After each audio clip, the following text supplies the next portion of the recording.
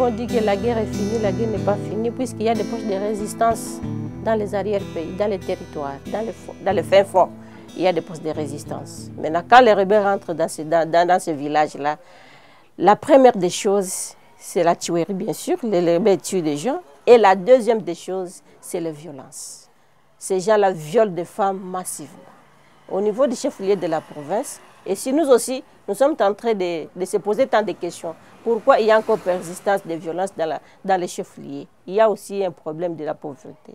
Vous pouvez envoyer une petite fille à vendre quelque chose pour la famille.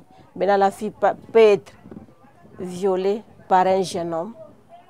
Ce n'est pas la période de la guerre, mais la pauvreté fait que cette fille-là soit violée par un jeune garçon ou bien entre les mineurs. Aussi par rapport à la protection des enfants. Ici chez nous au Maniema, on ne parlait pas des enfants de la rue. Mais maintenant là, c'est maintenant un phénomène qui prend de l'ampleur. Nous trouvons des enfants de par-ci, de par-là. La première chose était d'abord, auparavant, c'était les enfants qui faisaient de la sorcellerie. Par rapport à la pauvreté toujours. Et là, l'abondance des églises de réveil. Le parent donne confiance, donne la foi au pasteur.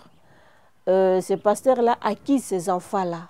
Et quand la foi est acquisée, il est chassé de la famille. Il reste dans la rue ou bien à la merci de chambres de prière. Ces enfants doivent être encadrés. Puisque c'est la jeunesse, c'est le Congo de demain. Ils sont ces enfants-là. Puisque quand on laisse ces enfants comme ça dans la rue, ça c'est un bombe à retardement pour la société. C'est un danger que nous sommes en train d'observer dans l'avenir. Mais aussi nous devons les encadrer.